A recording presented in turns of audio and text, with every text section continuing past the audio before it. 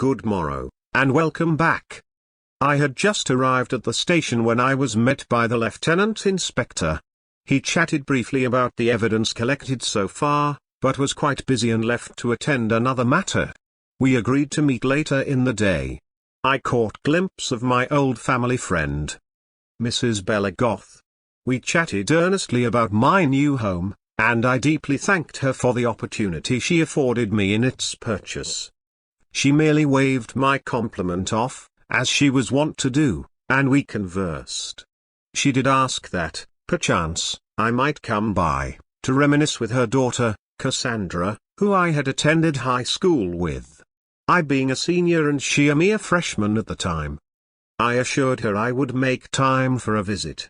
She then was quite serious as she asked of my knowledge of this grilled cheese debacle, and that she had some concerns that Cassandra was in a vulnerable place with peer pressure at school, her now being a freshman at university. I asked what her major study was, and was pleasantly surprised that she was pursuing a criminal justice study. A good choice indeed.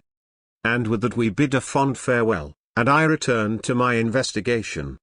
I dutifully measured and spliced my regulation red yard, and closely looked for anything that might connect these seeming random events. What had begun as a standard narcotics investigation was quickly morphing into a rather sticky situation. People were dying. Yet, despite all the obvious distance the two crimes maintained, I still maintained there was some form of connection to the two. I can't explain my hunch, but it was quite strong. This feeling, so to speak, would prove itself to be one of my most powerful attributes in the future. But back to the story at hand. I discussed the case, such as it was, with the chief inspector, and we tried to analyze my suspicions of an entanglement in the crimes. He felt rather strongly that I should continue my investigation. But he stressed that I should maintain relations with the Lieutenant Inspector of Homicide Detail. I then went back to the gym for my workout. I was getting stronger and more prepared for the use of physical force, should the need rise. And I felt fairly comfortable that I had indeed improved, as witnessed by my weight training as of late. If you can recall my strained expression when I had begun my training, but now I could press more weight and hit the bag with a sound report. As I ran through my routine, I again thought soundly of the case. And the poor young girl who had been murdered. Candy. As I dwelled on her butchered frame, I became more convinced my rage must not defer to my duty.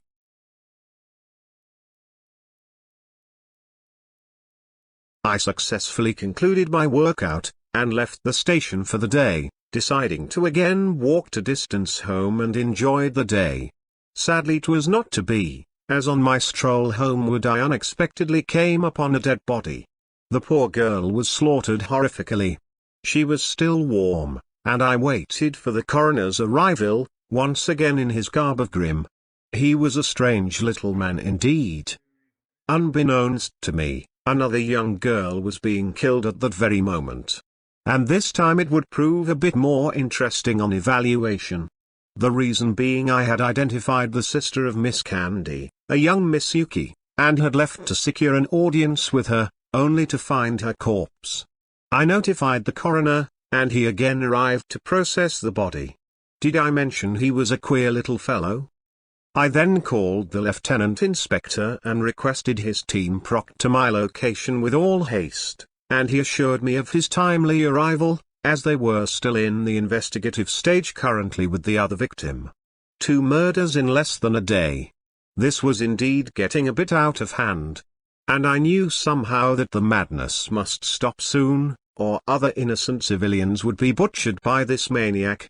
We discussed and examined the scene carefully and gathered the evidence. It was grim work for us all, but it was a job we had agreed upon. After filing the paperwork I felt a little down, so I made my way to the local pub for a slight libation. They will tell you that a bit of alcohol is good for a person. I do not know firsthand if this is true, but I find myself drinking more as of late, so at least we have that. It was to my astonishment that I again meet Lucy, the girl from the pub who had given me directions to the procurement of grilled cheese. We lightly chatted about all sorts of matter, and I discreetly brought up the names of Miss Candy and her young sister Yuki, hoping for any sign of recognition from her. She exclaimed that she indeed had met them, knew them quite well, and that they were frequent customers of hers. She inquired if I had used her connection to find some grilled cheese for myself, and I sadly exclaimed that I had not. She then quite happily inquired if I might care to sample the wares, so to speak. With that myself and she made our way to the restroom, only to be followed by a gaggle of fortune seeker wishing to partake. Lucy was a kind host, and we all indulged in a small taste of the drug.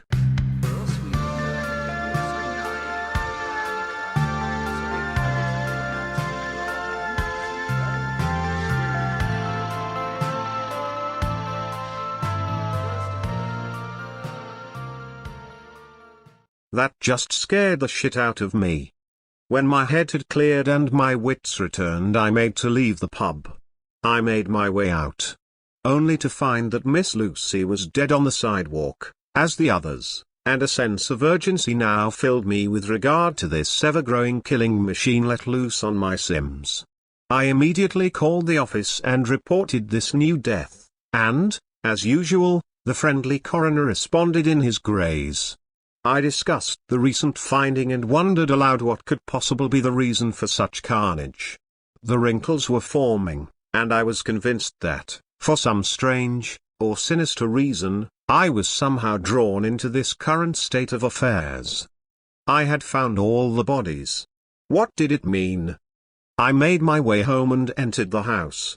Eliza was in the garden, as she was prone to do, and she greeted me with a bright smile and we talked about the day. Having just found 3 dead bodies in the space of one day was a bit much, and I must admit I neglected to tell her the gruesome details. But she must have seen my dilemma, and kindly assured me that, despite it all, I would find the answers and solve the crime. She was a dear. Her reassurance was always of comfort, and we changed the topic to one more pleasant, my undying love. I had promised to spend the rest of my life with her, but little did I realize, she would soon do the same for me. We retired for the night, and I too will retire from this story, for now. Good night.